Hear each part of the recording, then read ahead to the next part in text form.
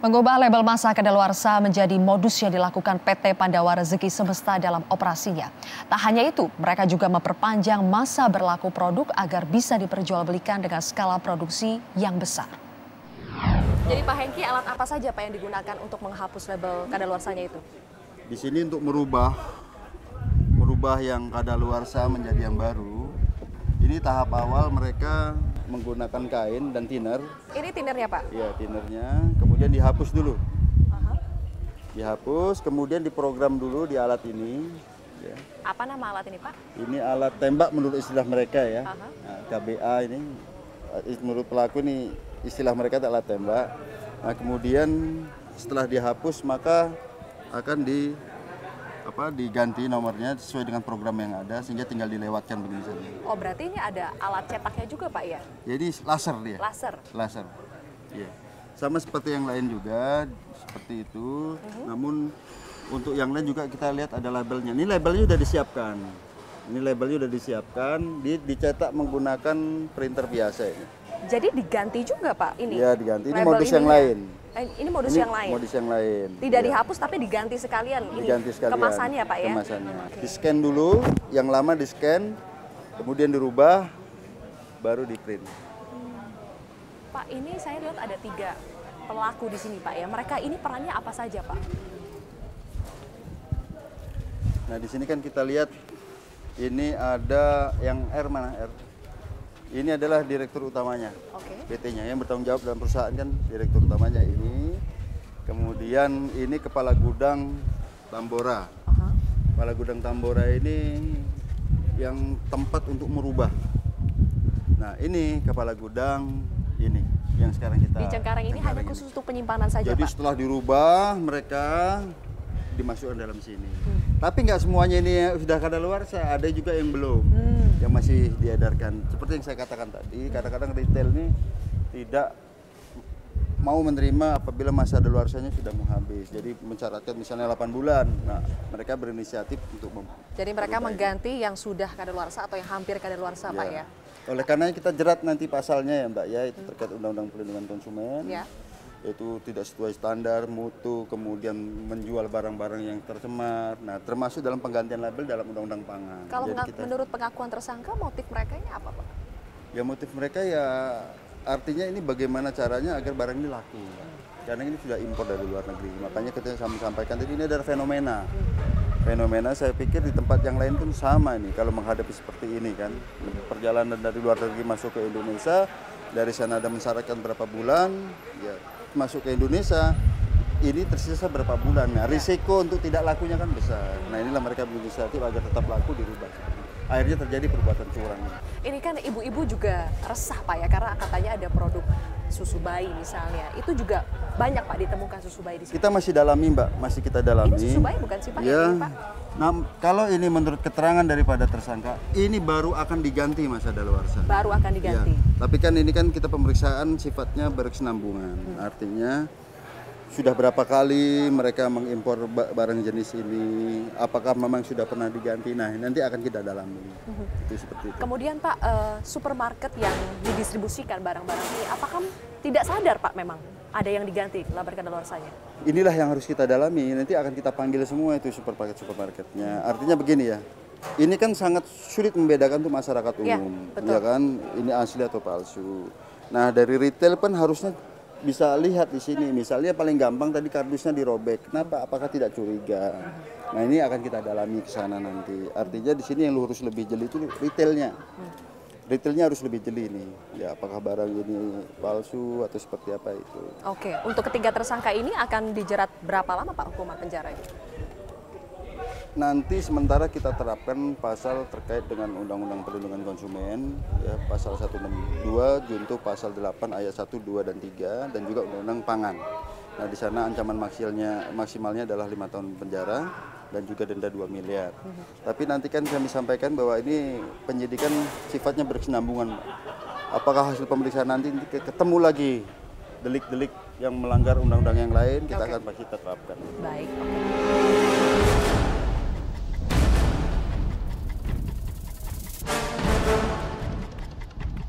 Rencananya Pak, barang-barang yang ada di sini apakah semuanya nanti akan disita, kemudian akan didata Belum satu tentu persatu? yang terkait dengan tindak pidana yang kita sita. Ya, artinya kalau memang ini sudah dirubah ataupun memang apa namanya ada penyimpangan-penyimpangan terkait dengan praktek kecurangan bisnis, kita akan pasti ada sita. Oke, terima kasih Pak Hengki Oke, sudah menemani tim sama-sama. NSI.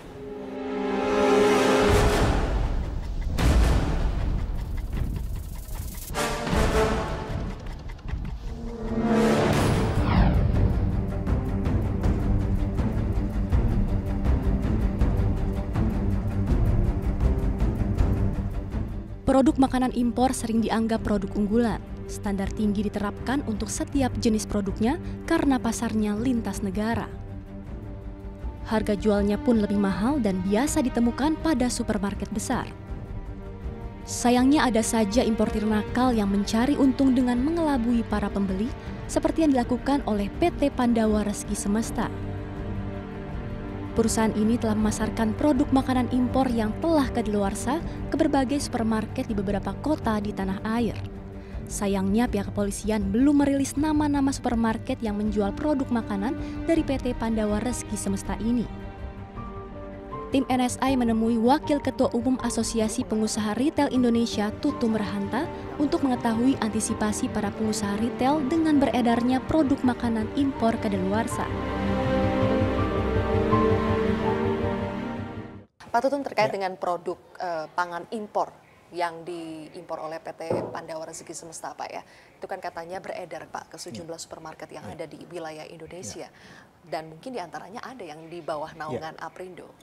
Aprindo menyikapinya bagaimana Pak? Apakah sudah ditarik, ada himbauan untuk menarik barang-barang tersebut? Ini kan isu tersebut beredar di sosmed itu dari 24 Februari ya. Secara inisiatif proaktif sendiri oleh teman-teman yang menjual dari PT tersebut sudah diturunkan dari rak. Per kapan tuh Pak?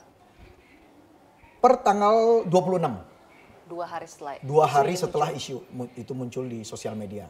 Nah, memang ada beberapa yang saya tahu sudah satu dipanggil memang oleh pihak kepolisian diminta BAP. Maksudnya pihak supermarketnya? Iya. Diminta betul. BAP? Iya.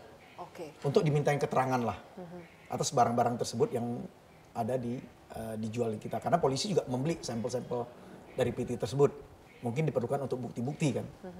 Tetapi sebetulnya selain inisiatif dari anggota itu sendiri, saya tetap menghimbau sebaiknya, karena ini kan mereka import secara resmi katanya, dan juga mempunyai registrasi di Badan POM.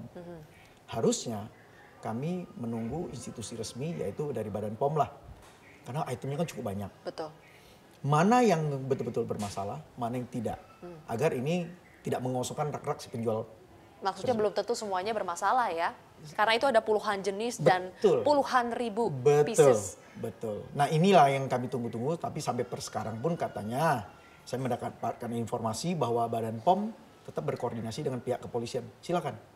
Tetapi ini tidak boleh berlama-lama karena sebentar lagi kita akan menyambut puasa. Ya.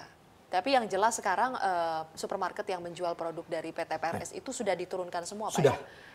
Sudah dikosongkan dari rak. Iya. Ada berapa sih Pak supermarket yang ada di Jakarta saja misalnya? Nah, yang karena menjual produk barang-barang tersebut dari PT ini kan PRS import dari Australia dan Amerika. Ya. Pastinya juga segmented produk tersebut. Konsumennya juga sangat berbeda. Supermarket teman-teman yang high end itulah yang menjual itu. Nggak ada lebih dari 2-3 brand lah supermarketnya. 2-3 brand yang Anda Iya. ketahui ya? Minimarket saya udah cek, tidak ada. Tidak ada sama sekali? Tidak ada sama sekali. Tapi Anda bisa memastikan bahwa supermarket yang 2-3 brand itu betul-betul sudah menurunkan barang-barang dari PT Saya PRS sudah ini? cross check sendiri. Oke. Kalau dari pengakuan ini Pak, para pihak supermarket itu, mereka betul-betul tidak tahu ada pemalsuan tanggal kadaluarsa, kecolongan atau bagaimana Pak? Begini, siapapun, saya kira sampai Badan POM pun kalau tidak mengambil sampel, tidak melakukan inspeksi secara mendalam terhadap produk tersebut, saya kira mereka pun tidak akan tahu. Apalagi kami sekedar menjual yang mempunyai SOP yang sudah dilakukan begitu ketat. Karena di setiap siapapun yang ingin memasuk kepada modern trade, mereka mempunyai perjanjian dagang namanya trading term. Apa yang, siapa sih pemasuknya, siapa penanggung jawabnya, cara bayarnya bagaimana. Terus kalau produk tersebut makanan, apakah sudah memiliki MD untuk produk dalam negeri, ML produk makanan luar negeri. Dan Apa-apa yang harus mereka perhatikan? Kalau produk itu wajib SNI dan harus mempunyai SNI.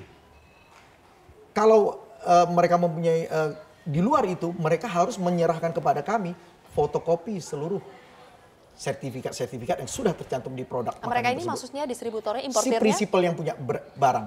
Oke, oke. Kalau mereka importir, berarti ada ketentuan-ketentuan. Karena importir ini kan banyak, bukan hanya satu orang. Betul. Kalau itu boleh paralel import. Nah itu dia Pak, kan masih Ya. ada ya produk yang sama, Ya. merek yang sama itu masih beredar. Ya.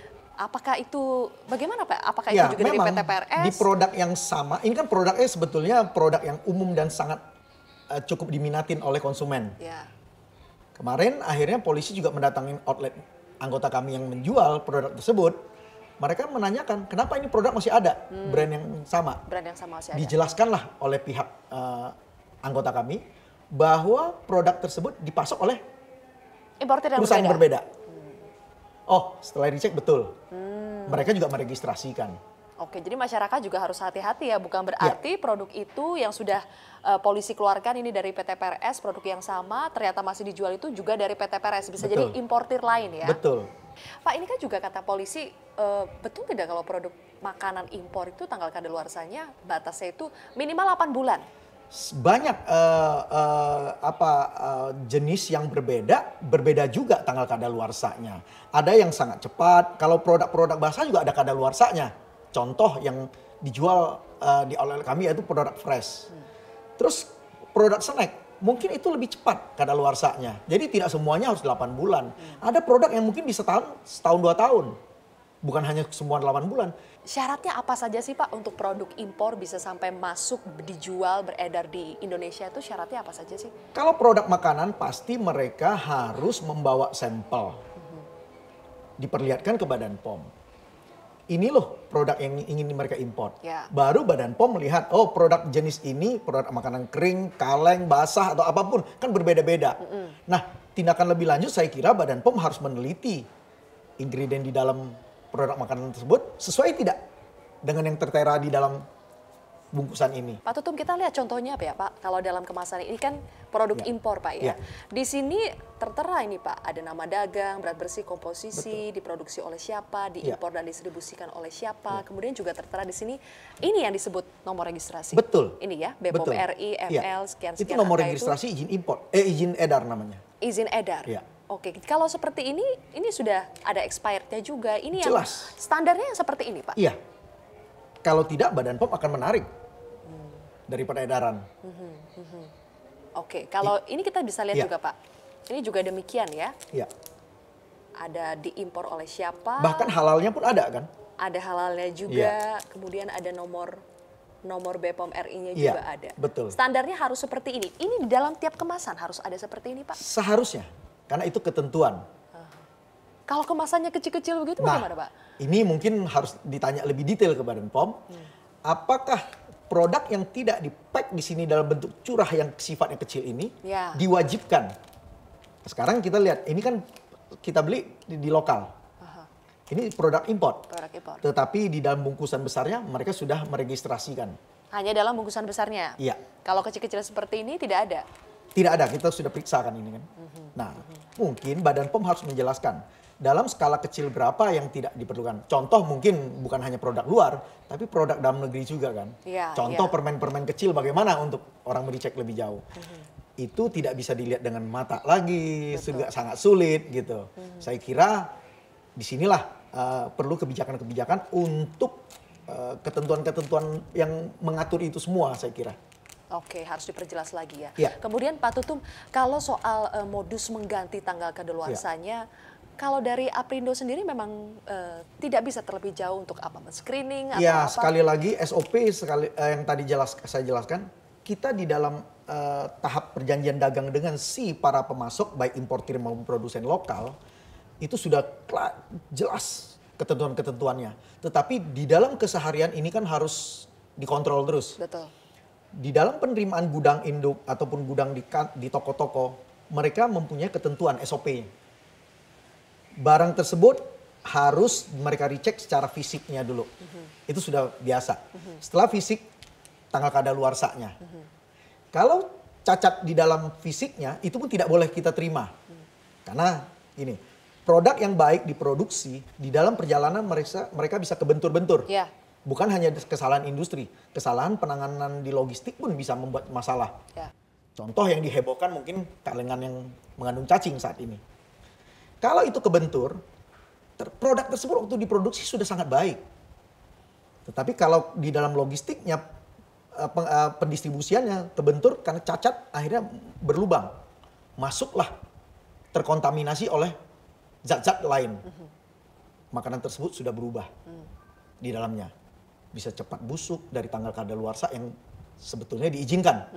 Nah ini juga saya kira screening itu sudah dilakukan oleh pentahapan yang ada.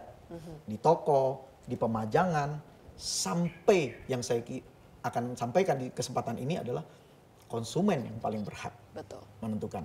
Karena mereka lah harus melindungi diri mereka sendiri.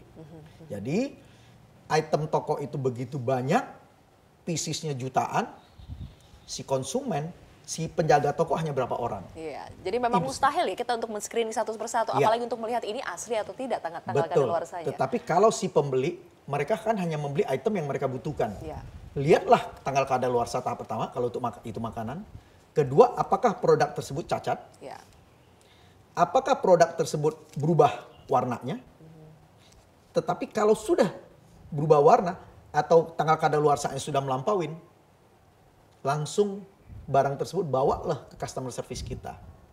Itu segera akan diturunkan, dicek semuanya. Nah itu saya kira konsumen dapat membantu kita. Baik, terima kasih Pak Tutum. Ingat bahwa dalam beberapa kasus masalah pangan dan bahkan obat-obatan, pada akhirnya hukuman terhadap pelaku itu sangat rendah dan tidak menjerakan. Ini yang harus kita waspadai.